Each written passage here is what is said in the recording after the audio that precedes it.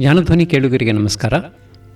ಇಂದು ನಮ್ಮ ಜೊತೆ ಬೆಂಗಳೂರಿನ ಮೀನಾ ಕುಮಾರಿ ಅವರಿದ್ದಾರೆ. ಇವರು ಮ್ಯಾಥ್ಸ್ MSc MPhil ಮಾಡಿ ವಿದ್ಯಾವರ್ಧಕ ಹೈಸ್ಕೂಲು PU ಕಾಲೇಜುಗಳಲ್ಲಿ 9 ವರ್ಷ ಶಿಕ್ಷಕಿಯಾಗಿದ್ದರು. ಅನಂತರ ಗುರುರಾಜ್ ಕರ್ಜಿಗೆಯವರ ಸಂಸ್ಥೆಯಲ್ಲಿ ಶಿಕ್ಷಕ ತರಬೇತಿಯಲ್ಲಿ 6 ವರ್ಷ ಕೆಲಸ ಮಾಡಿದರು. ಅದಾದ ನಂತರ ಅವರೇ ತಮ್ಮ ಸ್ವಂತ ಒಂದು ಸಂಸ್ಥೆಯನ್ನು ಕಟ್ಟಿದರು. ಅವಿನ್ಯ ಅಕಾಡೆಮಿಕ್ ಇನಿಷಿಯೇಟಿವ್ಸ್ ಅನ್ನುವಂಥ ಸಂಸ್ಥೆ. ಈ ಸಂಸ್ಥೆ ಶಿಕ್ಷಕ ತರಬೇತಿ, ಶಾಲೆಗೆ ಶಕ್ತಿ ತುಂಬುವ ಯೋಜನೆಗಳು, ಸೇವೆಗಳು, ವಿದ್ಯಾರ್ಥಿಗಳ ಗುಣಮಟ್ಟ ಹೆಚ್ಚಿಸುವ ಕ್ರಮಗಳ ಬಗ್ಗೆ ಮಾರ್ಗದರ್ಶನ ಮಾಡುತ್ತೆ. ಹಳ್ಳಿಯ ಶಾಲೆಗಳಲ್ಲಿ ಅನೇಕ ಕೊರತೆಗಳಿರುತ್ತೆ. ಮೂಲ ಸೌಕರ್ಯ ಅಂದರೆ ಕಟ್ಟಡ ಮತ್ತು ಬೇರೆ ವಿಧವಾದ ಒಂದು ಸೌಕರ್ಯಗಳಿರಲ್ಲ. ಗುಣಮಟ್ಟದ ಅರ್ಹ ಶಿಕ್ಷಕರ ಕೊರತೆ ಇರುತ್ತೆ. ತಂತ್ರಜ್ಞಾನದ ಸೀಮಿತ ಬಳಕೆ ಇರುತ್ತೆ. ಲಿಂಗ ಅಸಮಾನತೆ ಇರುತ್ತೆ. ಭಾಷೆಯ ಅಡೆತಡೆಗಳಿರುತ್ತೆ. ಆದರೆ ಅವರಿಗೆ ಅನುಭವಾತ್ಮಕ ಕಲಿಕೆಗೆ, ಏಕೆಂದರೆ ಅವರು ಹೊರಗೆ ಸ್ವತಂತ್ರವಾಗಿ ಓಡಾಡೋಕ್ಕೆ ಸಾಧ್ಯ ಆಗಿರೋದ್ರಿಂದ ಅನುಭವಾತ್ಮಕ ಕಲಿಕೆ ಇರುತ್ತೆ. ಶಿಕ್ಷಕರು ನಗರಗಳಿಂದ ಬಂದು ಹೋಗೋದ್ರಿಂದ ವಿದ್ಯಾರ್ಥಿಗಳ ಜೊತೆಯಲ್ಲಿ ಅವರ ಸಂಬಂಧ ಇರುತ್ತೆ ವಿನಃ ಆ ಒಂದು ಸಮುದಾಯದ ಜೊತೆಯಲ್ಲಿ ಅವರ ಸಂಬಂಧ ತುಂಬ ಕಡಿಮೆ ಇರುತ್ತೆ. ನಗರದ ಶಾಲೆಗಳಲ್ಲಿ ಕಿಕ್ಕಿರದ ತರಗತಿಗಳು 60, 80, 100 ಎಲ್ಲ ಹುಡುಗರು ಕೂತಿರ್ತಾರೆ. ಮತ್ತು ಎಲ್ಲ ಹಂತದಲ್ಲೂ ಸ್ಪರ್ಧೆಗಳು, ಒತ್ತಡ ತುಂಬ ಜಾಸ್ತಿ ಮಕ್ಕಳಿಗೆ. ಸಾಮಾಜಿಕ ಆರ್ಥಿಕ ವಿಭಜನೆ ಇರುತ್ತೆ. ಮತ್ತು ಪರ್ಸನಲೈಸ್ಡ್ ಲರ್ನಿಂಗ್, ವೈಯಕ್ತಿಕವಾಗಿ ಅವರು ಕಲಿಯುವಂಥದ್ದು ಅದು ಕಡಿಮೆ ಇರುತ್ತೆ. ಸುರಕ್ಷತೆ, ಭದ್ರತೆಯ ಒಂದು ಅಪಾಯಗಳು ಇರ್ತವೆ. ಮತ್ತು ಟೀಚರ್ ಮೇಲೆ ತುಂಬ ಒತ್ತಡ ಇರುತ್ತೆ. ಟೀಚರ್ ಬರ್ನೌಟ್ ಆಗಲಿಕ್ಕೆ ಸಾಧ್ಯ ಇರುತ್ತೆ. ಈ ಎಲ್ಲ ಸಮಸ್ಯೆಗಳನ್ನು ಅರಿತು ಅವರು ಶಾಲೆಗಳನ್ನು ಅವರು ಒಂದು ಎಜುಕೇಷನ್ ಆಡಿಟ್ ಮಾಡ್ತಾರೆ. ಯಾವ ರೀತಿ ಇದೆ, ಯಾವ ರೀತಿ ಒಂದು ಶಾಲೆಯನ್ನು ಇನ್ನೂ ಉನ್ನತಿಗೆ ತೆಗೆದುಕೊಂಡು ಹೋಗಬಹುದು ಅಂಥೇಳಿ ಅವರು ಹೇಳ್ತಾರೆ. ಅವರ ಅನುಭವಗಳನ್ನು ನಾವು ಈಗ ಅವರಿಂದ ತಿಳಿದುಕೊಳ್ಳೋಣ. ನಮಸ್ಕಾರ ಮೀನಾ ಕುಮಾರಿ ಅವರೇ. ನಮಸ್ತೆ ಸರ್. ನಿಮ್ಮ ಸಂಸ್ಥೆ ಶಾಲೆಗಳ ಪುನಶ್ಚೇತನಕ್ಕೆ ಯಾವ ವಿಧಾನವನ್ನು ಅನುಸರಿಸುತ್ತೆ? ಈ ಯೋಜನೆಗಳಲ್ಲಿ ನಿಮ್ಮ ಸಂಸ್ಥೆಯ ಯಶಸ್ಸಿನ ಉದಾಹರಣೆಗಳನ್ನು ಹಂಚಿಕೊಳ್ಬೋದಾ? ಖಂಡಿತವಾಗ್ಲೂ ಸರ್. ಮೊದಲನೇದಾಗಿ ತುಂಬ ಧನ್ಯವಾದ ನನಗೆ ಈ ಒಂದು ಮಾತಾಡಲಿಕ್ಕೆ ಅವಕಾಶ ಕೊಟ್ಟಿದ್ದಕ್ಕೆ. ನಮ್ಮ ಸಂಸ್ಥೆ ಬಗ್ಗೆ ಹೇಳೋದಾದರೆ ಅವಿನ್ಯ ಅಕಾಡೆಮಿಕ್ ಇನಿಷಿಯೇಟಿವ್ಸ್ ಅಂತ ಹೇಳಿ ನಾವು ಬೇಸಿಕಲಿ ನಾವು ಎಜುಕೇಷನ್ ಕನ್ಸಲ್ಟೆನ್ಸಿ ಸರ್ವಿಸಸ್ ಅಂತ ನಾವು ಸ್ಟಾರ್ಟ್ ಮಾಡಿದ್ವಿ. ಇದನ್ನು ನಾವು ಯಾವ ಕ್ಷೇತ್ರಕ್ಕೂ ನಾವು ಸೀಮಿತವಾಗಿರ್ತೇನೆ, ಅಂದರೆ ಒಂದು ಶಿಕ್ಷಕರ ತರಬೇತಿ ಆಗ್ಬೋದು, ಮತ್ತು ಒಂದು ಸ್ಟೂಡೆಂಟ್ ಎಂಪವರ್ಮೆಂಟ್ ಪ್ರೋಗ್ರಾಮ್, ವಿದ್ಯಾರ್ಥಿಗಳ ಸಬಲೀಕರಣ ಆಗ್ಬೋದು, ಸ್ಕಿಲ್ ಡೆವಲಪ್ಮೆಂಟ್ ಅಂತ ಏನು ಹೇಳ್ತೀವಿ, ಕೌಶಲ್ಯಗಳ ಅಭಿವೃದ್ಧಿ ಆಗ್ಬೋದು, ಹಾಗೆ ಶಾಲೆಗಳ ಗುಣಮಟ್ಟವನ್ನು ಹೆಚ್ಚಿಸೋದು, ಜೊತೆಗೆ ಆಗಿಂದಾಗೆ ಅಂದರೆ ರೆಗ್ಯುಲರ್ ಅಬ್ಸರ್ವೇಷನ್ ಮತ್ತು ಫೀಡ್ಬ್ಯಾಕ್ಗಳ ಮೂಲಕ ಒಂದು ಶಾಲೆಯ ಗುಣಮಟ್ಟವನ್ನು ಯಾವ ರೀತಿ ಹೆಚ್ಚಿಸ್ಕೊಳ್ಬೋದು, ಅದಕ್ಕೆ ಬೇಕಾಗಿರುವಂಥ ಒಂದು ಸ್ಟ್ರಾಟಜೀಸ್ ಆಗ್ಬೋದು ಅಥವಾ ಅದಕ್ಕೆ ಒಂದು ಮಾರ್ಗದರ್ಶನ ಆಗ್ಬೋದು, ಅದು ಎಲ್ಲವನ್ನು ನಾವು ನಮ್ಮ ಸಂಸ್ಥೆಯಿಂದ, ನಮ್ಮ ಒಂದು ಸಣ್ಣ ಟೀಮ್ ಇದೆ, ನಾವು ಇಂಥ ಸರ್ವಿಸಸ್ಗಳನ್ನು ನಾವು ಕೊಡ್ತೀವಿ ಸ್ಕೂಲ್ಗಳಿಗೆ. ಅಂದರೆ ನಮ್ಮ ಜೊತೆ ಅಸೋಸಿಯೇಟ್ ಆಗಿರುವಂಥ ಸ್ಕೂಲ್ಗಳಿಗೆ ನಾವು ಕಂಟಿನ್ಯೂಸ್ ಆಗಿ ಒಂದು ಮಾರ್ಗದರ್ಶನ, ಫಾಲೋ ಅಪ್, ಹ್ಯಾಂಡ್ ಹೋಲ್ಡಿಂಗ್ ಅಂತ ಏನು ಹೇಳ್ತೀವಿ, ಇದನ್ನು ಕೊಡೋಕ್ಕೆ ನಾವು ಇಷ್ಟಪಡ್ತೀವಿ. ಯಾಕೆ ಅಂತ ನೀವು ಕೇಳ್ಬೋದು. ಸಾಮಾನ್ಯವಾಗಿ 21ನೇ ಶತಮಾನದಲ್ಲಿ ಸಂಘ ಸಂಸ್ಥೆಗಳು ಸಾಕಷ್ಟು ಇವೆ. ಶೈಕ್ಷಣಿಕ ಸಂಸ್ಥೆ ಅಂತ ತಗೊಂಡಾಗ ಅಲ್ಲಿ ಸಾವಿರಾರು ಲಕ್ಷಾಂತರ ಮಕ್ಕಳು ಬರೋದ್ರಿಂದ ಅವರಿಗೆ ಅವರ ಒಂದು ಜೀವನವನ್ನು ರೂಪಿಸುವಂಥ ಒಂದು ಕೆಲಸ ಪ್ರಾಥಮಿಕ ಶಾಲೆಗಳಲ್ಲಿ ನಡೆಯುವಂಥದ್ದು. ಅತಿ ಮುಖ್ಯವಾದ ಅಂಶ ಅಂದರೆ ಇಂಥ ಒಂದು ಮಕ್ಕಳಿಗೆ ಒಂದು ಸರಿಯಾದ ರೀತಿಯಲ್ಲಿ ಒಂದು ಎಕ್ಸ್ಪೋಜರ್ ಕೊಟ್ಟು ಅವರಿಗೆ ಯಾವ ರೀತಿ ಅವರು ಬೆಳವಣಿಗೆ ಆಗಬೇಕು, ಹೋಲಿಸ್ಟಿಕ್ ಡೆವಲಪ್ಮೆಂಟ್ ಅಂತ ಏನು ಹೇಳ್ತೀವಿ, ಸರ್ವತೋಮುಖ ಬೆಳವಣಿಗೆ, ಇದನ್ನು ಮಾಡಬೇಕು. ಹಾಗಾಗಿ ಶಾಲೆಗಳು ಎಷ್ಟು ಸನ್ನದ್ಧರು ಈ ಕೆಲಸ ಮಾಡೋದಕ್ಕೆ, ಶಾಲೆಯಲ್ಲಿ ಇರುವಂಥ ಟೀಚರ್ಸು ಎಷ್ಟು ಇದ್ರ ಬಗ್ಗೆ ತಿಳ್ಕೊಂಡಿದ್ದಾರೆ.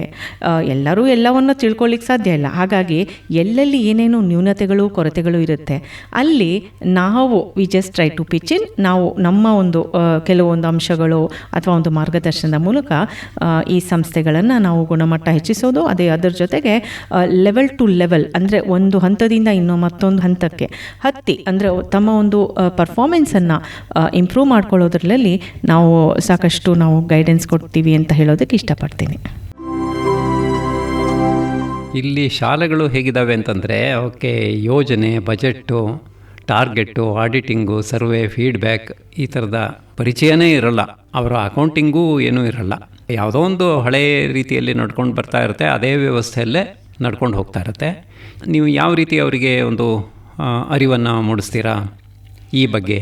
ಹೌದು ಸರ್. ಈಗ ಒಂದು ಮೊದಲನೇದಾಗಿ ಶಾಲೆಯ ದುಸ್ಥಿತಿ ಅಂತ ಹೇಳೋದಕ್ಕಿಂತ ಶಾಲೆಯ ಒಂದು ಪ್ರೆಸೆಂಟ್ ಸಿಚುವೇಶನ್, ಅವ್ರು ಯಾವ ಮಟ್ಟದಲ್ಲಿದ್ದಾರೆ ಅದನ್ನು ನಾವು ಫಸ್ಟ್ ತೋರಿಸ್ಕೊಳ್ತೀವಿ.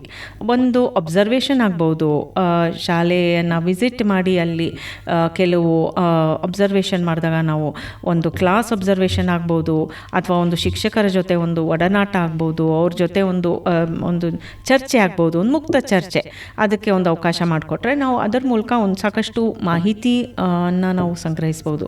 ಜೊತೆಗೆ ಮಕ್ಕಳು ಯಾವ ರೀತಿಯಾದಂಥ ಒಂದು ಲೆವೆಲ್ನಲ್ಲಿದ್ದಾರೆ ಇದನ್ನು ಒಂದು ಅಬ್ಸರ್ವ್ ಮಾಡಲಿಕ್ಕೆ ಕೆಲವು ನಮ್ಮದೇ ಆದಂಥ ಒಂದು ಟೆಕ್ನಿಕ್ಸ್ ಇದೆ, ಫಾರ್ಮ್ಯಾಟ್ಸ್. ಅದನ್ನು ಯೂಸ್ ಮಾಡಿ ನಾವು ಫಸ್ಟ್ ಆಫ್ ಆಲ್ ಶಾಲೆ ಯಾವ ಲೆವೆಲ್ನಲ್ಲಿ ಅದು ಕೆಲಸ ಮಾಡ್ತಾ ಇದೆ ಅದನ್ನು ಫಸ್ಟ್ ತೋರಿಸ್ಕೊಳ್ಬೇಕು.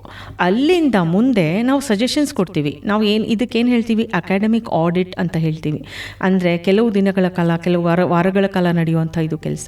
ಈ ಆಡಿಟ್ ಮೂಲಕ ಏನು ಮಾಡ್ತೀವಿ, ಈ ಒಂದು ಸಂಸ್ಥೆಗೆ ಇಂಥ ಒಂದು ನ್ಯೂನತೆಗಳಿದೆ, ಇಂಥ ಒಂದು ಕೆಲಸ ಈ ನಿಟ್ಟಿನಲ್ಲಿ ಮಾಡಿದ್ರೆ ಇನ್ನೂ ಹೆಚ್ಚಾಗಿ ಅಭಿವೃದ್ಧಿ ಆಗ್ಬೋದು ಅಂತ ಒಂದು ನಾವು ತೋರಿಸ್ಕೊಳ್ಳೋದಕ್ಕೆ ಒಂದು ಸಹಾಯ ಆಗುತ್ತೆ. ಇದನ್ನು ನಾವು ನೋಡಿಕೊಂಡಾಗ, ಈ ಒಂದು ಕೆಲಸ ಮಾಡಿದಾಗ ಸಂಸ್ಥೆಗಳಿಗೆ ಒಂದು ಅರಿವು ಮೂಡುತ್ತೆ. ಮ್ಯಾನೇಜ್ಮೆಂಟ್ಸ್ ಅಂತ ನಾವೇನು ಹೇಳ್ತೀವಿ, ಅವ್ರಿಗೆ ಒಂದು ಓಕೆ ನಾವು ಇಂಥದ್ದು ಮಾಡಿದ್ರೆ ಈ ಥರ ಆಗ್ಬೋದು ಅಂತ.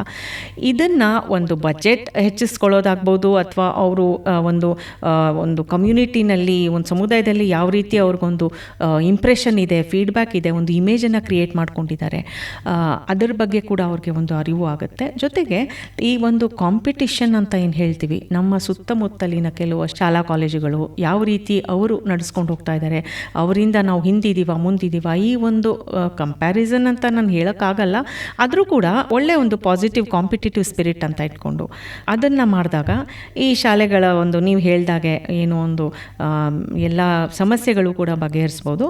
ಸೊ ಹಾಗಾಗಿ ಒಂದು ಮುಕ್ತವಾದಂಥ ಒಂದು ಸರ್ವೆ ಪ್ಲಸ್ ಕನ್ಸ್ಟ್ರಕ್ಟಿವ್ ಫೀಡ್ಬ್ಯಾಕ್, ಒಂದು ಮಾಹಿತಿ ಅಥವಾ ಈ ಒಂದು ಗೈಡೆನ್ಸ್ ಮೂಲಕ ಶಾಲೆಗಳ ಸ್ಥಿತಿಯನ್ನು ತಿಳ್ಕೊಂಡು ಅವರು ಹೆಚ್ಚಾಗಿ ಇಂಪ್ರೂವ್ ಆಗಲಿಕ್ಕೆ ಸಾಧ್ಯ ಅಂತ ನನ್ನ ಅನಿಸಿಕೆ. ಶಾಲೆಗಳಲ್ಲೂ ಕೂಡ ಅನೇಕ ಭೇದಗಳಿದ್ದಾವೆ. ನಗರದ ಶಾಲೆಗಳು ಮತ್ತು ಹಳ್ಳಿಗಳ ಶಾಲೆಗಳು, ಇಂಗ್ಲೀಷ್ ಮೀಡಿಯಂ ಶಾಲೆಗಳು ಮತ್ತು ಕನ್ನಡ ಮೀಡಿಯಂ ಶಾಲೆಗಳು. ಈ ಕನ್ನಡ ಮೀಡಿಯಂ ಶಾಲೆಗಳು ಸರ್ಕಾರಿ ಶಾಲೆಗಳು ಅಂಥೇಳಿ ಎಲ್ಲರೂ ತಿಳಿತಾರೆ, ಆದರೆ ನಿಜವಾಗಿ ಎಷ್ಟೋ ಖಾಸಗಿ ಶಾಲೆಗಳಲ್ಲಿ ಕನ್ನಡ ಮೀಡಿಯಂ ಇರುತ್ತೆ. ಅದು ಅನುದಾನ ಪಡ್ಕೊಳ್ತಾ ಇರೋದರಿಂದ ಅದನ್ನು ಮುಚ್ಚುವ ಸ್ಥಿತಿಯಲ್ಲೂ ಇರಲ್ಲ, ಅವರು ಸರಿಯಾಗಿ ನಡೆಸುವ ಸ್ಥಿತಿಯಲ್ಲೂ ಇರಲ್ಲ. ಯಾಕೆಂದರೆ ಅನುದಾನಿತ ಶಿಕ್ಷಕರ ಸಂಖ್ಯೆ ತುಂಬ ಕಡಿಮೆ ಇರುತ್ತೆ, ಇವರು ಬೇರೆ ಶಿಕ್ಷಕರನ್ನು ನೇಮಿಸ್ಕೊಳ್ಳೇಬೇಕು. ಮತ್ತು ಅವರ ಒಂದು ಮನೋಭಾವ ಅಂತಂದರೆ ಹೇಗೋ ಮುಚ್ಚಿ ಹೋಗ್ತಾ ಇದೆ ಅನ್ನೋ ಒಂದು ಕೊರಗಿನಲ್ಲಿ ಆ ಕನ್ನಡ ಶಾಲೆಗಳು ನಡೀತಾ ಇರ್ತವೆ. ಇವುಗಳ ಬಗ್ಗೆ ನೀವೇನು ಹೇಳ್ತೀರಾ? ಹೌದು ಸರ್, ಇದು ಬಹಳ ಮುಖ್ಯವಾದ ಒಂದು ಸಂಗತಿ ನೀವು ಹೇಳಿರೋದು. ಶಾಲೆಗಳು ಅಷ್ಟು ಚೆನ್ನಾಗಿ ಒಂದು ಕೆಲಸ ಮಾಡಲಿಕ್ಕೆ ಸಾಧ್ಯ ಇಲ್ಲ. ಹಾಗಾಗಿ ಅನುದಾನಿತ ಅಥವಾ ರೆಕಗ್ನೈಸ್ಡ್ ಏಡೆಡ್ ಅನ್ಏಡೆಡ್ ಈ ಪ್ರಶ್ನೆಗಳು ಬರೋದಕ್ಕೆ ಉದ್ಭವ ಆಗೋಕ್ಕೆ ಮುಂಚೆ ನಾನು ಡೈರೆಕ್ಟಾಗಿ ಶಿಕ್ಷಕರಿಗೆ ಏನು ಹೇಳ ಬಯಸ್ತೀನಿ ಅಂದರೆ, ಇದು ಒಂದು ಶಾಲೆ ಅಂದರೆ ಒಂದು ಶಿಕ್ಷಣವನ್ನು ನೀಡುವಂಥ ಒಂದು ದೇಗುಲ. ಇದು ನನ್ನ ಶಾಲೆಯಲ್ಲಿ ಬರುವಂಥ ವಿದ್ಯಾರ್ಥಿಗಳು ನನ್ನ ಮಕ್ಕಳು. ಈ ಒಂದು ಬಿಲಾಂಗಿಂಗ್ನೆಸ್ಸನ್ನು ಬೆಳೆಸ್ಕೊಂಡ್ರೆ ಆ ಶಿಕ್ಷಕರು ಒಂದು ಅನ್ಕಂಡೀಷ್ನಲ್ ಒಂದು ಸರ್ವಿಸ್, ಅಂದರೆ ಆ ಮಕ್ಕಳಿಗೆ ಅವರ ಒಂದು ಜೀವನವನ್ನು ರೂಪಿಸುವಂಥ ಒಂದು ಒಳ್ಳೆಯ ಒಂದು ಕೆಲಸದಲ್ಲಿ ನಾನು ನಿರತನಾಗಿದ್ದೇನೆ, ನನಗೆ ಇದು ಬಂದಿರುವಂಥ ಒಂದು ದೊಡ್ಡ ಜವಾಬ್ದಾರಿ, ಇದನ್ನು ನಾನು ನೈತಿಕವಾಗಿ ನಿರ್ವಹಿಸ್ಕೊಂಡು ಹೋಗ್ತೀನಿ ಅನ್ನುವಂಥ ಒಂದು ಒಳ್ಳೆಯ ಒಂದು ಮನಸ್ಸು ಬೆಳೆಸ್ಕೋಬೇಕು ಶಿಕ್ಷಕರು. ಇದು ಒಂದು ಬಹಳ ಮುಖ್ಯವಾದ್ದು. ಇನ್ನೊಂದು ಸವಾಲುಗಳು ಇದ್ದಿದ್ದೆ, ಅಂದರೆ ಪ್ರತಿನಿತ್ಯ ಒಂದೇ ಸಮ ಇರೋದಿಲ್ಲ. ಒಂದೇ ಶಾಲೆ ಅಂದಮೇಲೆ ಒಂದು ಹೆಚ್ಚು ಒಂದು ಕಡಿಮೆ ಇದ್ದೇ ಇರುತ್ತೆ. ಈ ಒಂದು ಡಿಫರೆನ್ಸಸ್ ಅಂತ ಏನು ಹೇಳ್ತೀವಿ, ಇದನ್ನು ಮರೆತು ಇದನ್ನು ಪಕ್ಕಕ್ಕಿಟ್ಟು ಇದು ನಾವು ಸಮಾಜಕ್ಕೆ ಕೊಡುವಂಥ ಒಂದು ಕಾಣಿಕೆ, ಮಕ್ಕಳ ಅಭಿವೃದ್ಧಿ. ಅವರಿಗೆ ಬರೀ ಶಿಕ್ಷಣ ಅಷ್ಟೇ, ಈ ಒಂದು ಪಠ್ಯದಲ್ಲಿ ಇರುವಂಥದ್ದು ಈ ವಿಷಯಗಳ ಬಗ್ಗೆ ಬೋಧಿಸೋದು ಅಷ್ಟೇ ಅಲ್ಲ, ಆದರೆ ಅವರಿಗೆ ಜೀವನಕ್ಕೆ ಬೇಕಾಗಿರುವಂಥ ಕೆಲವು ಮೌಲ್ಯಗಳು ಅದನ್ನು ಕೂಡ ನಾವು ಅವ್ರಿಗೆ ಹೇಳ್ಕೊಡ್ಬೇಕಾಗುತ್ತೆ. ಇದನ್ನು ಒಂದು ಶಿಕ್ಷಕನಾಗಿ ನಾನು ಇದನ್ನು ಅರ್ಥ ಮಾಡಿಕೊಂಡು ನಿಸ್ವಾರ್ಥ ಸೇವೆ ಅಂದರೆ ಅಫ್ಕೋರ್ಸ್ ಇವಾಗ ಈ ನಿಸ್ವಾರ್ಥ ಅನ್ನೋ ಒಂದು ಪದ ಭಾಳ ಕಷ್ಟ ಆಗಿಬಿಟ್ಟಿದೆ.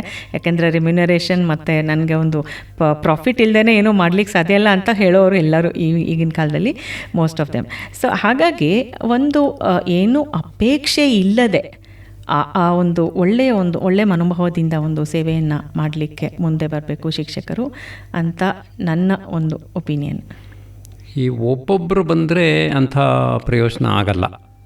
ಅವರ ಮನೆ ಪಾಠಕ್ಕೆ ಮಕ್ಕಳನ್ನು ಸೆಳಿಬಹುದೇ ವಿನಃ ಒಬ್ಬೊಬ್ಬರೇ ಇದ್ದರೆ ಶಾಲೆ ಉದ್ಧಾರ ಆಗುತ್ತೆ ಅಂತ ಹೇಳಲಿಕ್ಕಾಗಲ್ಲ. ಇಡೀ ಒಂದು ಗ್ರೂಪ್ ಫಾರ್ಮ್ ಆಗಬೇಕು. ಅದೇ ರೀತಿಯ ಮನೋಭಾವ ಅಟ್ಲೀಸ್ಟ್ ಒಂದು ಅರ್ಧನಾದರೂ, ಯಾರೋ ಒಬ್ಬರು ಲೀಡರ್ ಇದ್ದರೆ ಫಾಲೋಯರ್ಸು ಅರ್ಧನಾದರೂ ಇರಬೇಕು.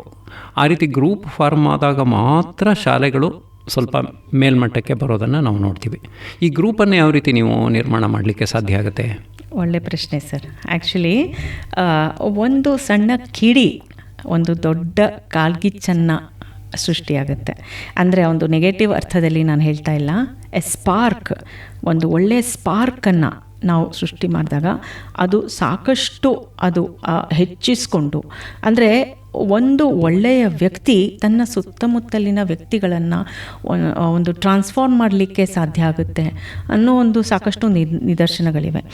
ಈಗ ನೋಡಿ, ನಾನು ಒಂದು ಶಿಕ್ಷಕಿಯಾಗಿ ನನ್ನ ಸಹೋದ್ಯೋಗಿಗಳನ್ನೆಲ್ಲ ನಾನು ಮೈಂಡ್ ಚೇಂಜ್ ಮಾಡಬೇಕು ಅಥವಾ ಟ್ರಾನ್ಸ್ಫಾರ್ಮ್ ಮಾಡಬೇಕು ಅಂತ ಒಂದು ಕಡೆ ಆದರೆ, ಇನ್ನೊಂದು ನನ್ನ ಕ್ಲಾಸ್ನಲ್ಲಿ ಇರುವಂಥ ಮಕ್ಕಳು, ಅವರಿಗೆ ನಾನು ಯಾವ ರೀತಿ can I touch their lives, can I make a difference to them ಅನ್ನೋದು ಮುಖ್ಯ ಆಗುತ್ತೆ. ಈಗ ನನ್ನ ಕ್ಲಾಸ್ನಲ್ಲಿ ಒಂದು 30-40 ಮಕ್ಕಳು ಎಷ್ಟೋ ಇರ್ತಾರೆ. ನಾನು ಪಾಠ ಮಾಡುವಂಥ ರೀತಿ, ಆ ಬೋಧನೆ ಏನಿರುತ್ತೆ ಅದರಿಂದ ಅವರು ಎಷ್ಟು ಚೆನ್ನಾಗಿ ಕಲಿಯಬಲ್ಲರು, ಅಲ್ಲಿಂದ ಮುಂದೆ ಅವರು ಯಾವ ರೀತಿ ಅವರ ಜೀವನವನ್ನು ಮಾರ್ಪಡಿಸ್ಕೊಳ್ತಾರೆ, ಇದು ಒಂದು. ಇನ್ನೊಂದು, ಕೆಲವು ಲೈಕ್ ಮೈಂಡೆಡ್ ಪೀಪಲ್ ಅಂತ ಏನು ಹೇಳ್ತೀವಿ, ಈ ಒಂದು ಒಳ್ಳೆಯ ಕೆಲಸ ಮಾಡಿದಾಗ ವಿಘ್ನಗಳು ಇದ್ದಿದ್ದೆ, ಖಂಡಿತವಾಗ್ಲೂ ಎಲ್ಲ ಕಡೆ ವಿಘ್ನ ಇರುತ್ತೆ. ಅದನ್ನು ಬಿಟ್ಟು ನಾವು ಒಂದು ಒಳ್ಳೆಯ ಸಹೃದಯಿಗಳು ಅಂತ ಏನು ಹೇಳ್ತೀವಿ, ಇಂಥ ಒಂದು ಸಂಸ್ಥೆಯಲ್ಲಿ 4-5 ಜನ ಒಟ್ಟಿಗೆ ಬಂದರೂ ಕೂಡ ಆ ಸಂಸ್ಥೆಯಲ್ಲಿ ಆಗುವಂಥ ಒಂದು ಒಳ್ಳೆಯ ಕೆಲಸಗಳು ಆ ಸಂಸ್ಥೆಯ ಒಂದು ಇಮೇಜನ್ನು ಎತ್ತಿ ಹಿಡಿದು ಸಮಾಜದಲ್ಲಿ ಒಂದು ಒಳ್ಳೆಯ ಐಡೆಂಟಿಟಿ ತಂದಾಗ ಖಂಡಿತವಾಗ್ಲೂ ಅದು ಒಳ್ಳೆಯ ಕೆಲಸ ಅಂತ ಅನ್ನಿಸ್ಕೊಳ್ಳುತ್ತೆ, ಶ್ಲಾಘನೀಯ ಅಂತ ಅನಿಸ್ಕೊಳ್ಳುತ್ತೆ. ಹಾಗಾಗಿ ಎಲ್ಲೋ ಒಂದು ಕಡೆ the beginning has to be done, ಮೊದಲನೇ ಹೆಜ್ಜೆ ಇಡಬೇಕಾಗುತ್ತೆ ಈ ಒಂದು ರೀತಿಯಲ್ಲಿ. ಈಗಾಗಲೇ ಸಾಕಷ್ಟು ಮಾಡ್ತಾ ಇದ್ದಾರೆ ಸಂಘ ಸಂಸ್ಥೆಗಳು ಮತ್ತು NGOsಗಳು ಎಲ್ಲ ಸೇರಿಕೊಂಡು ಸಾಕಷ್ಟು ಮಾಡ್ತಾ ಇದ್ದಾರೆ. ಆದರೂ ಕೂಡ ಎಲ್ಲೋ ನನ್ನ ಮನಸ್ಸು ಹೇಳಿದಾಗೆ ನಾವು ಪ್ರಪಂಚದಲ್ಲಿ ಬೇರೆ ದೇಶಗಳಿಗೆ ನಮ್ಮನ್ನು ನಾವು ಕಂಪೇರ್ ಮಾಡಿಕೊಂಡಾಗ ನಾವು ಇನ್ನೂ ಸಾಧನೆ ಮಾಡುವಂಥದ್ದು ಭಾಳಷ್ಟಿದೆ ಅಂತ ಅನಿಸುತ್ತೆ. ಹಾಗಾಗಿ ಈಗ ಏನು ಈ ಒಂದು 21ನೇ ಶತಮಾನದಲ್ಲಿ ನಾವು ಆಲ್ರೆಡಿ ಒಂದು 1/4 ಶತಮಾನ ಆಗೋಗಿದೆ, ನೋಡ್ತಾ ಇನ್ನೊಂದು 25 ವರ್ಷ ಆಗೋಗುತ್ತೆ. ಸೊ ಹಾಗಾಗಿ ನಾವು ಮುಂದೆ ಯಾವ ರೀತಿ ಹೋಗ್ತಾ ಇದ್ದೀವಿ, ಇವತ್ತಿನ ಶಿಕ್ಷಣ ನಮ್ಮ ಮಕ್ಕಳಿಗೆ, ನಮ್ಮ ವಿದ್ಯಾರ್ಥಿಗಳಿಗೆ ನಾಳಿನ ಬದುಕನ್ನು, ನಾಳಿನ ಪ್ರಪಂಚವನ್ನು ಎದುರಿಸೋದಕ್ಕೆ ಸಾಕಷ್ಟು ಶಕ್ತಿಯನ್ನು ತುಂಬಿಕೊಡಬೇಕು.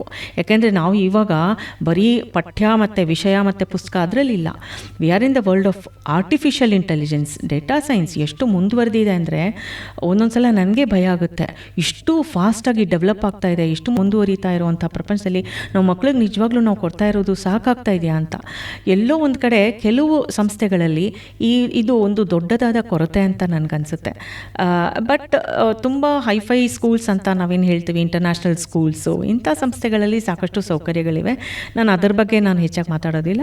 ಮೋಸ್ಟ್ ಆಫ್ ದ ಸ್ಟೂಡೆಂಟ್ಸ್ ಇರೋದು ನಮ್ಮ ಒಂದು ಮೀಡಿಯಮ್ ಲೆವೆಲ್ ಶಾಲೆಗಳಲ್ಲಿರೋದ್ರಿಂದ ನನ್ನ ಮನಸ್ಸು ಆ ಕಡೆ ವಾಲ್ಕೊಂಡು ಅಲ್ಲಿ ನಾವು ಏನು ಮಾಡಲಿಕ್ಕೆ ಸಾಧ್ಯ, ಸೊ ಅದನ್ನು ನಮ್ಮ ಸಂಸ್ಥೆಯವರು ಇವಾಗ ಟೀಚರ್ ಎಂಪವರ್ಮೆಂಟ್, ಸ್ಟೂಡೆಂಟ್ ಎಂಪವರ್ಮೆಂಟ್ ಅಂತ ನಾನೇನು ಹೇಳಿದೆ, ಈ ಥರ ಒಂದು ಕೆಲಸಗಳನ್ನು ನಾವು ನಿರ್ವಹಿಸ್ಕೊಂಡು ಹೋಗ್ತಾ ಇದ್ದೀವಿ. ಇಲ್ಲಿ ಇನ್ನೊಂದು ತಡೆಯನ್ನು ನಾನು ಗಮನಿಸ್ತೀನಿ.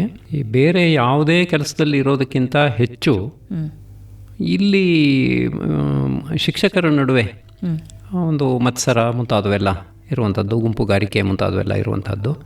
ಸುಭಾಷಿತನೂ ಹೇಳುತ್ತೆ, ಬೋದ್ಧಾರೋ ಮತ್ಸರಗ್ರಸ್ತಾ ಅಂತಂದ್ಬಿಟ್ಟು ಭರ್ತೃಹರಿ ಹೇಳ್ತಾನೆ. ಈ ರೀತಿಯ ಒಂದು ಇದರಲ್ಲಿ ಹೇಗೆ ಅದು ನಿಮ್ಮ ಒಂದು ಇದು ನೀವು ಹೇಳ್ತಾ ಇರುವಂಥದ್ದು ಇಡೀ ಶಾಲೆಯನ್ನು ಮೇಲೆತ್ತುವಂಥದ್ದು. ಈ ರೀತಿ ಇದ್ದಾಗ ಯಾವ ರೀತಿ ನೀವು ಇದು ಮಾಡ್ತೀರಾ? ಇದು ಬಹಳ ಸೂಕ್ಷ್ಮವಾದ ಒಂದು ಪ್ರಶ್ನೆ, ತುಂಬ ಚೆನ್ನಾಗಿ ಪ್ರಶ್ನೆ ಕೇಳಿದ್ದೀರಾ. ಈ ಒಂದು ನಿಟ್ಟಿನಲ್ಲಿ ನಾನು ನನ್ನ ಗುರುಗಳಾದ ಡಾಕ್ಟರ್ ಗುರುರಾಜ್ ಕರಜಗಿ ಅವರನ್ನು ಮನಸಾ ಸ್ಮರಿಸಿ ಅವರ ಒಂದು ಬೋಧನೆ ಆಗ್ಬೋದು, ಹೇಳಿದಂಥ ಕೆಲವು ಅಡ್ವೈಸ್ ಅದನ್ನು ನಾನು ನನ್ನ ಜೀವನದಲ್ಲಿ ಭಾಳಷ್ಟು ಅಳವಡಿಸ್ಕೊಂಡಿದ್ದೀನಿ. ಅವರು ಬಹಳಷ್ಟು ಮೋಟಿವೇಶ್ನಲ್ ಟಾಕ್ಸ್ ಕೊಟ್ಟಿದ್ದಾರೆ. ಅಂದರೆ ಯಾವ ರೀತಿ ನಾವು ಟೀಚರ್ಸ್ಗೆ ನಾವು ಇನ್ಸ್ಪೈರ್ ಮಾಡಲಿಕ್ಕಾಗತ್ತೆ, ಅವರನ್ನು ಉತ್ತೇಜಿಸುವಂಥ ಒಂದು ಕೆಲವು ಟೆಕ್ನಿಕ್ಸು ಅದನ್ನು ಬಹಳ ಚೆನ್ನಾಗಿ ಮಾಡ್ತಾರೆ. ಹಾಗಾಗಿ ಅದೇ ದಾರಿನಲ್ಲಿ ನಾನು ನಡ್ಕೊಂಡು ಬಂದಿರೋದ್ರಿಂದ ನಾವು ಟೀಚರ್ಸ್ಗೆ ಮೋಟಿವೇಶ್ನಲ್ ಸೆಷನ್ಸ್ ಅಂತ ನಾವು ಅರೇಂಜ್ ಮಾಡ್ತೀವಿ. ಮತ್ತು ಅದರಲ್ಲಿ ಪ್ರೊಫೆಷ್ನಲ್ ಡೆವಲಪ್ಮೆಂಟ್ ಅಂತ ಕೂಡ ಬರುತ್ತೆ. ಅದರಲ್ಲಿ ನಾವೇನು ಮಾಡ್ತೀವಿ, ಈ ಒಂದು ಟೀಮ್ ವರ್ಕ್, ಒಂದು ಟೀಮಲ್ಲಿ ಯಾವ ರೀತಿ ನಮ್ಮ ಭಿನ್ನಾಭಿಪ್ರಾಯಗಳನ್ನು ನಾವು ಮರೆತು ಯಾವ ರೀತಿ ನಾವು ಒಂದು ಟೀಮ್ ಪರ್ಸನ್ ಆಗಿ ನಾವು ಮಾಡಲಿಕ್ಕೆ ಸಾಧ್ಯ.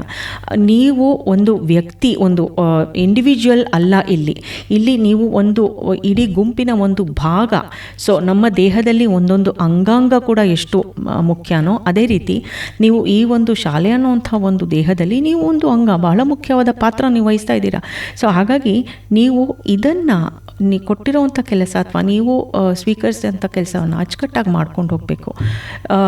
ಸಾಮಾನ್ಯವಾಗಿ ಈ ಮತ್ಸರ ಮತ್ತು ಒಂದು ಏನು ಹೊಟ್ಟೆ ಕಿಚ್ಚು, ಜಲಸಿ, ನನಗಿಂತ ಅವ್ರು ಚೆನ್ನಾಗಿ ಮಾಡ್ತಾ ಇದ್ದಾರೆ ಅಥವಾ ಪ್ರತಿಯೊಂದಕ್ಕೂ ಅವ್ರಿಗೆ ಯಾಕೆ ಎಕ್ಸ್ಪೋಜರ್ ಕೊಡ್ತಾರೆ, ನನಗೆ ಯಾಕೆ ಸಿಗ್ತಾ ಇಲ್ಲ ಅವಕಾಶಗಳು, ಇದು ಬಹಳ ಸಹಜ. ಹಾಗಾಗಿ ನಾನು ಹೇಳೋದೇನೆಂದರೆ, ನಾವು ಕೆಲವೊಂದು ಕ್ಷೇತ್ರದಲ್ಲಿ ಸ್ಟ್ರಾಂಗ್ ಆಗಿರ್ತೀವಿ, ಇನ್ನು ಕೆಲವನ್ನ ನಾವು ಇನ್ನೂ ಒಂದಷ್ಟು ಅಧ್ಯಯನ ಮಾಡಿ ಇನ್ನೂ ಕಲ್ತ್ಕೊಳ್ಳುವಂಥದ್ದು ಸಾಕಷ್ಟು ಇರುತ್ತೆ. ನಮ್ಮ ಒಂದು ಸ್ಟ್ರೆಂತು ಮತ್ತು ವೀಕ್ನೆಸ್ಸು, ಅಬಲತೆ ಸಬಲತೆಗಳನ್ನು ನಾವು ತಿಳ್ಕೊಂಡು ಓಪನ್ ಮೈಂಡೆಡ್ ಆಗಿ ನಾವು ಅದನ್ನು ಒಂದು ತಿಳ್ಕೊಂಡು ನಾವು ಅದನ್ನು ಅಕ್ಸೆಪ್ಟ್ ಮಾಡ್ಕೊಳ್ಬೇಕು. ಹೌದು, ನಾನು ಈ ಕ್ಷೇತ್ರದಲ್ಲಿ ಇನ್ನೊಂದು ಸ್ವಲ್ಪ ಕೆಲಸ ಮಾಡಬೇಕಾದ್ರೆ ನನಗಿಂತ ಇನ್ನೊಬ್ಬರು ಹೆಚ್ಚಾಗಿ ಚೆನ್ನಾಗಿ ಮಾಡ್ತಾ ಇದ್ದಾರೆ. ಈ ಒಂದು ಅಕ್ಸೆಪ್ಟೆನ್ಸ್ ಯಾವಾಗ ಬರುತ್ತೆ ಅದು ಬಹಳ ಇಂಪಾರ್ಟೆಂಟ್. ಅಲ್ಲಿಂದ ಒಂದು ವೈಮನಸ್ಯಗಳು ಅದಕ್ಕೆ ಕಾರಣ ಅಷ್ಟೊಂದು ಅವಕಾಶಗಳು ಇರೋದಿಲ್ಲ ಅಂತ ಅನಿಸುತ್ತೆ. ಹಾಗಾಗಿ ನಮ್ಮ ಮೋಟಿವೇಶ್ನಲ್ ಸೆಷನ್ಸು, ಟೀಚರ್ ಡೆವಲಪ್ಮೆಂಟ್ ಅಂತ ನಾನು ಹೇಳಿದೆ, ಅದರಲ್ಲಿ ನಾವು ಒಂದಷ್ಟು ಮೋಟಿವೇಶ್ನಲ್ ಟಾಕ್ಸ್ ಕೊಟ್ಟು ಟೀಚರ್ಸನ್ನ ಒಂದು ಟ್ರಾನ್ಸ್ಫಾರ್ಮ್ ಮಾಡಲಿಕ್ಕೆ ನಾವು ಪ್ರಯತ್ನ ಪಟ್ಟಿದ್ದೀವಿ. ಅದು ಯಶಸ್ಸಾಗಿದೆ ಕೂಡ. ಸುಮಾರು ಕಡೆ ನಾವು ಟೀಚರ್ಸ್ನ, ಈಗ ಈ ಪ್ರೋಗ್ರಾಮ್ ಆದಮೇಲೆ ಇನ್ನೊಂದು ಕಡೆ ಹೋಗಿ ನಾನು ಇವಾಗ ಟೀಚರ್ಸ್ಗೊಂದು ಸೆಷನ್ ಮಾಡಬೇಕಾಗಿದೆ. ಅಲ್ಲಿ ಕೂಡ ಟೀಚರ್ಸ್ ಮೋಟಿವೇಶನ್ನಿಂದ ನಾವು ಸ್ಟಾರ್ಟ್ ಮಾಡ್ತೀವಿ. ಫಸ್ಟು ಅಲ್ಲಿಂದ ಸ್ಟಾರ್ಟ್ ಮಾಡಿಕೊಂಡಾಗ ಅವರ ಹಿಂದಿನ ಒಂದು ಏನು ಒಂದು ನೆಗೆಟಿವ್ಸ್ ಏನಿರುತ್ತೆ ಅದನ್ನು ಬಿಟ್ಟು ಮುಂದೆ ಬರಬೇಕು. There is so much to learn. ನೋಡಿ, ನೀವು ಒಂದು ದೊಡ್ಡ ಸಾಗರದ ಮುಂದೆ ಇದ್ದೀರಾ. ನಮ್ಮ ಡಾಕ್ಟರ್ ಶಿವರಾಮ್ ಕಾರಂತರು ಹೇಳ್ತಾರೆ, I am just a speck of dust on the sands of the ocean of knowledge ಅಂತ. ಅಂದರೆ ಜ್ಞಾನ ಅನ್ನುವಂಥ ಸಾಗರ ತೀರದಲ್ಲಿ ನಾನು ನಿಂತಿದ್ದೀನಿ, ಒಂದು ಸಣ್ಣ ಅಣುವಿನ ಸಮಾನ ನಾನು ಅಂತ. ಅಂದರೆ ನಮ್ಮ ಅಂಥ ಒಂದು ವ್ಯಕ್ತಿತ್ವ ಶಿವರಾಮ್ ಕಾರಂತರು, ಅವರೇ ಇಷ್ಟು ಒಂದು ಸಣ್ಣ ಅಣುವಿಗೆ ಅವರು ಕಂಪೇರ್ ಮಾಡಿಕೊಂಡಾಗ ಇನ್ನು ನಾವೆಲ್ಲ ಏನೂ ಇಲ್ಲ ಅನಿಸುತ್ತೆ. ಹಾಗಾಗಿ ನೀವು ಶಿಕ್ಷಕರಾಗಿ ಸಾಕಷ್ಟು ತಿಳಿಯುವಂಥದ್ದು ಇದೆ. ನೋಡಿ, ನೀವು ತಿಳ್ಕೊಂಡು ಅದನ್ನು ಅರ್ಥ ಮಾಡಿಕೊಂಡು ನೀವು ಅನುಸರಿಸ್ಕೊಂಡು ಹೋದಾಗ ನಿಮ್ಮ ಕಡೆಯೂ ಒಂದು ಕಾಂಟ್ರಿಬ್ಯೂಷನ್ ಆಗುತ್ತೆ, ಇತರರಿಂದನೂ ಒಂದು ಸಂಸ್ಥೆ ಕಾಂಟ್ರಿಬ್ಯೂಷನ್. ಸೊ ಹಾಗಾಗಿ ನಿಮ್ಮ ಸಂಸ್ಥೆ ಬೆಳೆಯೋದಕ್ಕೆ ಒಂದು ಅವಕಾಶ ಆಗುತ್ತೆ. ಒಂದಂತೂ ಮರೆಯೋ ಹಾಗಿಲ್ಲ, ನೀವು ಏನೇ ಮಾಡಿದರೂ ಕೂಡ ಅದು ನಿಮ್ಮ ವಿದ್ಯಾರ್ಥಿಗಳ ಮೇಲೆ ಒಂದು ಪರಿಣಾಮ ಬೀರುತ್ತೆ ಅನ್ನೋದ್ರ ಮೂಲಕ ನಾವು ಅವರನ್ನು ಮೋಟಿವೇಟ್ ಮಾಡಿ ಈ ಒಂದು ನೆಗೆಟಿವ್ಸನ್ನು ಸಾಕಷ್ಟು ನಾವು ಹೊರಗೆ ಹಾಕ್ಲಿಕ್ಕೆ ಪ್ರಯತ್ನ ಪಟ್ಟಿದ್ದೀವಿ. ಈ ಶಾಲೆಗಳದ್ದು ಅದರ ಒಂದು ಆರ್ಥಿಕ ಸ್ಥಿತಿ ತುಂಬ ಕಷ್ಟಕರವಾಗಿರುತ್ತೆ. ಈಗ ಉದಾಹರಣೆಗೆ ಹೈಸ್ಕೂಲ್ನಲ್ಲಿ 9ನೇ ಕ್ಲಾಸಿಂದ ಶುರುವಾಗಬೇಕು, 12ನೇ ಕ್ಲಾಸಿಂದ ಅದನ್ನು ತುಂಬ ಪ್ರಯತ್ನ ಪಡ್ತಾ ಇದ್ದಾರೆ. ಆದ್ರೂ ಕೂಡ ಎಷ್ಟೋ ಶಾಲೆಗಳು ಅದು 8ನೇ ಕ್ಲಾಸಿಗೆ ಅವರು ತೆಕ್ಕೊಳ್ಳದೆ ಹೋದರೆ ಅವ್ರದ್ದು ಶಾಲೆನೇ ನಡೆಯಲಿಕ್ಕಾಗಲ್ಲ.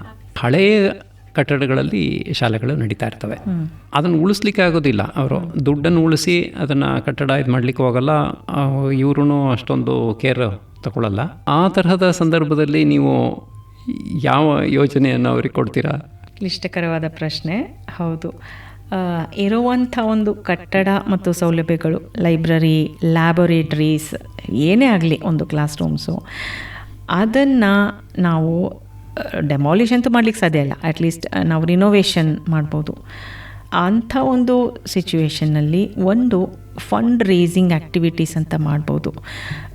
ಅಂದರೆ ಕೆಲವೊಂದು ಶಾಲೆಯ ಆವರಣದಲ್ಲಿ ಆಗುವಂಥ ಕೆಲವು ಚಟುವಟಿಕೆಗಳು, ಫಂಡ್ ರೇಸಿಂಗ್, ಒಂದು ಕಾನ್ಸರ್ಟ್ ಆಗ್ಬೋದು ಅಥವಾ ಮತ್ತೊಂದೇನೋ ಒಂದು ಎಂಟ್ರಿ ಫೀ ಇರೋದ್ರಿಂದ ಫಂಡ್ ರೈಸಿಂಗ್ ಆ್ಯಕ್ಟಿವಿಟೀಸ್ ಒಂದು ಮಾಡಲಿಕ್ಕೆ ಸಾಧ್ಯ ಆಗುತ್ತೆ. ಇನ್ನೊಂದು ಬಹಳ ಮುಖ್ಯವಾದ ಅಂಶ ಅಂದರೆ ಅಲ್ಯುಮ್ನೈ ಅಂತ, ಅಂದರೆ ಹಳೆಯ ವಿದ್ಯಾರ್ಥಿಗಳು ಸಂಸ್ಥೆಯಿಂದ, ಒಂದು ಶಿಕ್ಷಣ ಸಂಸ್ಥೆಯಿಂದ ಪಾಸಾಗಿ ಹೋಗಿರುವಂಥದ್ದು, ಜೀವನದಲ್ಲಿ ಸಾಕಷ್ಟು ಯಶಸ್ಸನ್ನು ಕಂಡಿರುವಂಥವ್ರು, ಅವರನ್ನು ಕನೆಕ್ಟ್ ಮಾಡಿಕೊಂಡು ಇದು ನಿಮ್ಮ ಶಾಲೆ, ನೀವು ಈ ಶಾಲೆಗೆ ಏನಾದರೂ ಒಂದು ರೀತಿಯಲ್ಲಿ ಕನೆಕ್ಟ್ ಆಗಿ ಏನಾದರೂ ಮಾಡಲಿಕ್ಕೆ ಸಾಧ್ಯ ಇದೆಯಾ. ಎಕ್ಸ್ಪೋಜರ್, ಒಂದು ಕನೆಕ್ಷನ್ ಸಿಕ್ಕಾಗ ಅವ್ರು ಯಾವತ್ತೂ ಇಲ್ಲ ಅಂತ ಹೇಳೋದಿಲ್ಲ. ಯಾಕೆಂದರೆ ನನ್ನನ್ನು ಬೆಳೆಸಿರುವಂಥ ಒಂದು ಶಾಲೆ ಇದು ನನ್ನ ಸಂಸ್ಥೆ, ಇದಕ್ಕೆ ನಾನು ಏನೋ ಒಂದು ಕೊಡಲೇಬೇಕು, ಒಂದು ಕೊಡುಗೆ ಅಂತ ಆ ಮನಸ್ಸಿನಲ್ಲಿ ದೃಢವಾದ ಒಂದು ಸಂಕಲ್ಪ ಬರುತ್ತೆ.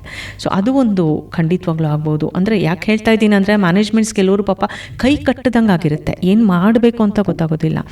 ಈ ರೀತಿಯಾದಂಥ ಕೆಲವು ಸ್ಟ್ರಾಟಜೀಸನ್ನು ಬಳಸ್ಕೊಂಡ್ರೆ ಖಂಡಿತವಾಗ್ಲೂ ಈ ಇರೋ ಒಂದು ಕಂಡೀಷನಿಂದ ಡೆಫಿನೆಟ್ ಆಗಿ ಅದನ್ನು ಸ್ವಲ್ಪ ಅಭಿವೃದ್ಧಿಗೊಳಿಸ್ಲಿಕ್ಕೆ ಸಾಧ್ಯ ಆಗುತ್ತೆ. ಅಥವಾ ಒಂದಷ್ಟು NGOಗಳ ಜೊತೆ ಕನೆಕ್ಟ್ ಮಾಡ್ಕೊಳ್ಳೋವಂಥದ್ದು. NGOs ಈಗ ಕಾರ್ಪೊರೇಟ್ ಸೋಷಿಯಲ್ ರೆಸ್ಪಾನ್ಸಿಬಿಲಿಟಿ ಅಂತ ಹೇಳ್ತೀವಿ. ಸಾಕಷ್ಟು ಸಂಸ್ಥೆಗಳು ಸಮಾಜಕ್ಕೆ ಯಾವ ರೀತಿಯಾಗಿ ಒಂದು ಕಾಣಿಕೆಯನ್ನು ಕೊಡಬಹುದು, ಅಥವಾ ಸಮಾಜಕ್ಕೆ ಅವರಿಂದ ಆಗುವಂಥ ಒಂದು ಒಳ್ಳೆಯ ಕೆಲಸಗಳು, ಈ ಒಂದು ನಿಟ್ಟಿನಲ್ಲಿ ಸಾಕಷ್ಟು ದೊಡ್ಡ ದೊಡ್ಡ ಸಂಸ್ಥೆಗಳು ಕೂಡ ಇನ್ವಾಲ್ವ್ ಆಗಿದ್ದಾರೆ. ಈ ಕಾರ್ಪೊರೇಟ್ ಸೋಷಿಯಲ್ ರೆಸ್ಪಾನ್ಸಿಬಿಲಿಟಿನಲ್ಲಿ ಒಂದು ಸ್ಕೂಲನ್ನು ಅಡಾಪ್ಟ್ ಮಾಡ್ಕೊಳ್ಳೋದು, ದತ್ತು ತಗೊಳ್ಳೋದು, ಅದಕ್ಕೆ ಬೇಕಾಗುವಂಥ ಕೆಲವು ಸೌಕರ್ಯಗಳು ಸಾಕಷ್ಟು ಈ ಒಂದು ಐಡಿಯಾಸ್ ಇರೋದ್ರಿಂದ ನಾವು ಕನೆಕ್ಟ್ ಮಾಡ್ಬೋದು. ನಾವು ಅಂಥ ಒಂದು ಶಾಲೆಗಳಿಗೆ ನಾವು ಕನೆಕ್ಟ್ ಮಾಡ್ಬೋದು. ಈ ಥರ ನೀವು ಮಾಡೋದ್ರಿಂದ ಇದು ಒಂದು ಔಟ್ಕಮ್ ಇರುತ್ತೆ, ಈ ಒಂದು ಡೆವಲಪ್ಮೆಂಟ್ ಆಗುತ್ತೆ ಅಂತ ಮಾಡ್ಬೋದು. ಎಲ್ಲಿ ಸಾಧ್ಯ ನಾವು ನಮ್ಮ ತಕ್ಕ ಮಟ್ಟಿಗೆ ನಾವು ಕೂಡ ಒಂದು ಕೊಡುಗೆಯನ್ನು ಕೊಡಲಿಕ್ಕೆ ಸಾಧ್ಯ ಆಗುತ್ತೆ. ಆದರೆ ದೊಡ್ಡ ಪ್ರಮಾಣದಲ್ಲಿ ಅಂದರೆ ಈ ಥರ ಒಂದು ನಾನು ಹೇಳ್ದಾಗೆ ಯಾವುದಾದ್ರೂ ಒಂದು ಐಡಿಯಾ ಯೂಸ್ ಮಾಡಬೇಕಾಗತ್ತೆ. ಶೈಕ್ಷಣಿಕ ಗುಣಮಟ್ಟ ಸುಧಾರಿಸಬೇಕಾದರೆ ಶಿಕ್ಷಕರ ತರಬೇತಿನೂ ಕೂಡ ಅತ್ಯಂತ ಮುಖ್ಯ. ಸಾಮಾನ್ಯವಾಗಿ ಶಿಕ್ಷಕರು ಕಲಿಸುವವರು ಕಲಿಯುವವರಲ್ಲ ಅನ್ನುವಂಥ ಒಂದು ಮನೋಭಾವದಲ್ಲಿ ಇರ್ತಾರೆ.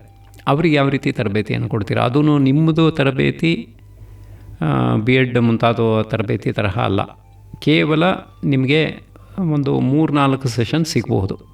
ಅದರಲ್ಲಿ ಯಾವ ರೀತಿ ತರಬೇತಿಯನ್ನು ಕೊಡ್ತೀರಾ? ಮತ್ತು ಕಂಟಿನ್ಯೂಸ್ ಆಗಿ ಅವರು ತರಬೇತಿಯ ಒಂದು ಪಡ್ಕೊಳ್ತಾ ಇರೋ ಹಾಗೆ ಯಾವ ರೀತಿ ಕ್ರಮ ನೀವು ಸಂಸ್ಥೆಗೆ ಹೇಳ್ತೀರಾ, ಶಾಲೆಗೆ? ಬಹಳ ಮುಖ್ಯವಾದ ಪ್ರಶ್ನೆಯನ್ನು ನೀವು ತಂದಿದ್ದೀರಾ ಸರ್. ಶಾಲೆಯ ಗುಣಮಟ್ಟವನ್ನು ಕಂಡುಕೊಳ್ಬೇಕಾದ್ರೆ ಇಲ್ಲಿ ಮ್ಯಾನೇಜ್ಮೆಂಟ್ ಎಷ್ಟು ಖರ್ಚು ಮಾಡಿದ್ದಾರೆ ಒಂದು ಸಂಸ್ಥೆನ ಕಟ್ಟಲಿಕ್ಕೆ, ಅದು ಸೆಕೆಂಡರಿ. ಅದಕ್ಕಿಂತ ಮೊದಲ ಆದ್ಯತೆ ಅಂದರೆ ಶಿಕ್ಷಕರ ಗುಣಮಟ್ಟ ಹಾಗೂ ವಿದ್ಯಾರ್ಥಿಗಳ ಒಂದು ಕಲಿಕಾ ಫಲಿತಾಂಶಗಳು ಅಂತ ಏನು ಹೇಳ್ತೀವಿ. ಒಂದು ವಿಷಯ ಬೋಧನೆಗೆ ಶಿಕ್ಷಕರಲ್ಲಿ ಇರಬೇಕಾದಂಥ ಕೆಲವು ಕೌಶಲ್ಯಗಳು, ಟೀಚಿಂಗ್ ಸ್ಕಿಲ್ಸ್, ಪೆಡಗೋಜಿ ಅಂತ ಹೇಳ್ತೀವಿ. ಅವರ ಬೋಧನಾ ವಿಧಾನ ಯಾವ ರೀತಿ ಅವರು ಬೋಧಿಸ್ತಾರೆ, ಅದನ್ನು ಎಷ್ಟು ಎಫೆಕ್ಟಿವ್ ಆಗಿ ಅವರು ಬೋಧಿಸ್ಲಿಕ್ಕೆ ಸಾಧ್ಯ ಆಗುತ್ತೆ, ಅದರ ಒಂದು ಪರಿಣಾಮ ವಿದ್ಯಾರ್ಥಿಗಳಲ್ಲಿ ಆಗ್ತಾ ಇದೆಯಾ ಇಲ್ವಾ, ಅವರು ಅದನ್ನು ಕರಗತ ಮಾಡ್ಕೊಳ್ತಾ ಇದ್ದಾರಾ. ಸೊ ಈ ಎಲ್ಲದರ ಒಂದು ಏನೋ ಒಂದು ಪ್ರೊಸೆಸ್ ಇರುತ್ತಲ್ಲ, ಅದರ ಮೇಲೆ ನಿರ್ಧಾರ ಆಗುತ್ತೆ ಒಂದು ಶಾಲೆಯ ಗುಣಮಟ್ಟ ಮತ್ತು ಯಶಸ್ಸು. ಇಲ್ಲಿ ನಾವು ಇಂಥ ಒಂದು ಕೆಲವು ಕ್ಲಾಸಸ್ ಅಬ್ಸರ್ವೇಷನ್ ಮಾಡ್ತೀವಿ. ತರಗತಿಗಳಲ್ಲಿ ಕೂತು ಶಿಕ್ಷಕರು ಯಾವ ರೀತಿ ಬೋಧನೆ ಮಾಡ್ತಾರೆ, ಅವರ ಒಂದು ಗುಣಮಟ್ಟವನ್ನು ತಿಳ್ಕೊಳ್ಳೋದು, ಮತ್ತು ಅವರಿಗೆ 1-to-1 ನಾವು ಗೈಡೆನ್ಸ್ ಕೊಡ್ತೀವಿ, ಹ್ಯಾಂಡ್ ಹೋಲ್ಡಿಂಗ್ ಅಂತ ಏನು ಹೇಳ್ತೀವಿ, ಮಾರ್ಗದರ್ಶನ ಕರೆಕ್ಟಾಗಿ ಇಂಥ ಒಂದು ಕಾನ್ಸೆಪ್ಟನ್ನು ಈ ರೀತಿ ನೀವು ಹೇಳ್ಬೋದಾ, ಈ ರೀತಿ ನೀವು ನಿಮ್ಮ ಗುಣಮಟ್ಟವನ್ನು ಹೆಚ್ಚಿಸ್ಕೊಳ್ಳಿಕ್ಕೆ ಸಾಧ್ಯ ಆಗುತ್ತೆ. ರೆಫರೆನ್ಸಿಗೊಂದಷ್ಟು ಸಪೋರ್ಟ್ ಕೊಡುವಂಥದ್ದು. ಒಟ್ಟಿನಲ್ಲಿ ಒಂದು ಶಿಕ್ಷಕ ಇನ್ನು ಹೆಚ್ಚಾಗಿ ಅಭಿವೃದ್ಧಿ ಆಗೋದಕ್ಕೆ ಏನು ಬೇಕಾಗುತ್ತೆ ಅವ್ರಿಗೆ ಗೈಡೆನ್ಸ್, ಅದನ್ನು ಒಂದು ಕೊಡೋದು. ಇನ್ನೊಂದು ಮಕ್ಕಳಿಗೆ ಅಂದರೆ ವಿದ್ಯಾರ್ಥಿಗಳಿಗೆ ವಯೋಮಿತಿಗೆ ಅನುಸಾರವಾಗಿ ಕೌಶಲ್ಯಗಳ ಅಭಿವೃದ್ಧಿ. ಇವಾಗ ಫಾರ್ ಎಕ್ಸಾಂಪಲ್ ಒಂದು 4ನೇ 5ನೇ ತರಗತಿ ಮಗುಗೆ ಯಾವ ರೀತಿ ಕೌಶಲ್ಯಗಳು ಬೇಕಾಗುತ್ತೆ, ಅಥವಾ 9-10ನೇ ವಿದ್ಯಾರ್ಥಿಗೆ ಬೇಕಾಗುವಂಥ ಒಂದು ವೃತ್ತಿಪರ ಒಂದು ಗೈಡೆನ್ಸ್, ಕೆರಿಯರ್ ಕೌನ್ಸಿಲಿಂಗ್ ಅಂತ ಅದು ಆಗ್ಬೋದು. ಸೊ ಆ ಒಂದು ವಯೋಮಿತಿಗೆ ಅನುಸಾರವಾಗಿ ನಾವು ಮಕ್ಕಳಿಗೆ ಕೆಲವು ಒಂದು ಮೋಟಿವೇಶ್ನಲ್ ಸೆಷನ್ಸ್ ಮತ್ತು ಸ್ಕಿಲ್ ಡೆವಲಪ್ಮೆಂಟ್ ಸೆಷನ್ಸ್ ಅಂತ ನಾವು ಮಾಡ್ತೀವಿ. ಸೊ ಇದರಲ್ಲಿ ನಮ್ಮ ವಿನ್ಯಾ ಅಕಾಡೆಮಿಕ್ ಇನಿಷಿಯೇಟಿವ್ಸ್ ಮೂಲಕ ನಾವು ಒಂದು ಕಡೆ ಶಿಕ್ಷಕರು, ಇನ್ನೊಂದು ಕಡೆ ವಿದ್ಯಾರ್ಥಿಗಳು ಇಬ್ಬರೂ ನಾವು ಸೇರಿಸ್ಕೊಂಡು ಹೀಗೆ ಮಾಡೋದ್ರಿಂದ ಶಾಲೆಗಳ ಗುಣಮಟ್ಟ ಅಭಿವೃದ್ಧಿ ಆಗುತ್ತೆ. ಇನ್ನೊಂದು ಶಾಲೆಯ ಒಂದು ವಿಸಿಬಿಲಿಟಿ ಅಂತ ಹೇಳ್ತೀವಿ, ಒಂದು ಸಮುದಾಯದಲ್ಲಿ ಇರುವಂಥ ಒಂದು ಐಡೆಂಟಿಟಿ, ಯಾವ ರೀತಿ ಶಾಲೆಯನ್ನು ಗುರುತಿಸ್ತಾರೆ ಅದು ಕೂಡ ಮುಖ್ಯ ಆಗುತ್ತೆ. ಅದಕ್ಕೆ ನೀವು ಬರೀ ತರಗತಿಯಲ್ಲಿ ಬೋಧನೆ ಮಾಡ್ಕೊಂಡಿದ್ರೆ ಸಾಕಾಗೋದಿಲ್ಲ. ಅದಕ್ಕೆ ತಕ್ಕಾಗ ಅದಕ್ಕೆ ಪೂರಕವಾಗಿ ಕೂಡ ಕೆಲವು ಒಂದು ಶಾಲೆಯಲ್ಲಿ ನಡೆಯುವಂಥ ಆ ಚಟುವಟಿಕೆಗಳು, ಕಾಂಪಿಟೇಷನ್ಸ್ ಆಗ್ಬೋದು, ಅದನ್ನು ಯಾವ ಮಟ್ಟದಲ್ಲಿ ಅಂದರೆ ನಿಮ್ಮ ಜಿಲ್ಲಾ ಮಟ್ಟ, ರಾಜ್ಯ ಮಟ್ಟ, ರಾಷ್ಟ್ರ ಮಟ್ಟ, ಸೊ ಈ ರೀತಿ ಕೆಲವು ಕಾಂಪಿಟೇಷನ್ಸನ್ನು ಮಾಡಲಿಕ್ಕೆ ಸಾಧ್ಯ ಆಗುತ್ತೆ. ಸಾಕಷ್ಟು ಸ್ಕೂಲ್ನಲ್ಲಿ ನಾವು ಒಂದು ಈ ಗೈಡೆನ್ಸ್ ಕೊಡ್ತಾ ಬಂದಿದ್ದೀವಿ. ಹಾಗಾಗಿ ತುಂಬ ಇಂಪ್ರೂವ್ಮೆಂಟ್ ಆಗಿದೆ. ಈ ರೀತಿ ಮಾಡೋದ್ರಿಂದ ಇಂಪ್ರೂವ್ಮೆಂಟ್ ಆಗಿದೆ. ಜೊತೆಗೆ ಕಂಟಿನ್ಯೂಸ್ ಫಾಲೋಅಪ್ ಕೂಡ ಇರುತ್ತೆ. ಇನ್ನು ಒಂದು ಟೀಚರ್ಸ್ ಕ್ಲಾಸ್ ಅಬ್ಸರ್ವೇಷನ್ ಮಾಡಿದಾಗ ನೆಕ್ಸ್ಟ್ ಇನ್ನೊಂದು ಸ್ವಲ್ಪ ದಿನ ಆದಮೇಲೆ, ಒಂದು 15-20 ದಿನ ಆದಮೇಲೆ, ಒಂದು ತಿಂಗಳಾದ್ಮೇಲೆ ಮತ್ತೆ ಈ ರೀತಿ ಇನ್ಪುಟ್ಸ್ ಕೊಡ್ತಾ ಹೋಗೋದು. ಇದು ಈ ರೀತಿ ಮಾಡ್ಕೊಂಡು ಬಂದಾಗ ಅವ್ರಿಗೇನಾಗುತ್ತೆ, ಒಂದು ಡೆವಲಪ್ಮೆಂಟ್ ಆಗೋದಕ್ಕೆ ಸಾಧ್ಯ ಆಗುತ್ತೆ. ಆ್ಯಂಡ್ ಅಲ್ಲಿಗೆ ಮುಗಿಯೋದಿಲ್ಲ, ನಮಗೆ 6 ತಿಂಗಳು 1 ವರ್ಷ ಅಷ್ಟೇ ಮುಗಿಯೋದಿಲ್ಲ. ಅಲ್ಲಿಂದ ಮುಂದೆ ನಮ್ಮಲ್ಲಿ ಒಂದು ಬಾಂಡಿಂಗ್ ಆಗಿರುತ್ತಲ್ಲ. ಹಾಗಾಗಿ ಫಾರ್ ಎವರ್ ಅವ್ರಿಗೇನಾದರೂ ಒಂದು ಸಹಾಯ ಬೇಕಾದರೆ ನಮ್ಮಲ್ಲಿ ಕೇಳ್ತಾರೆ. ನಾವು ಅವ್ರಿಗೆ ಒಂದು ಕಂಟಿನ್ಯೂಸ್ ಗೈಡೆನ್ಸ್ ಕೊಡ್ತಾ ಬರ್ತೀವಿ.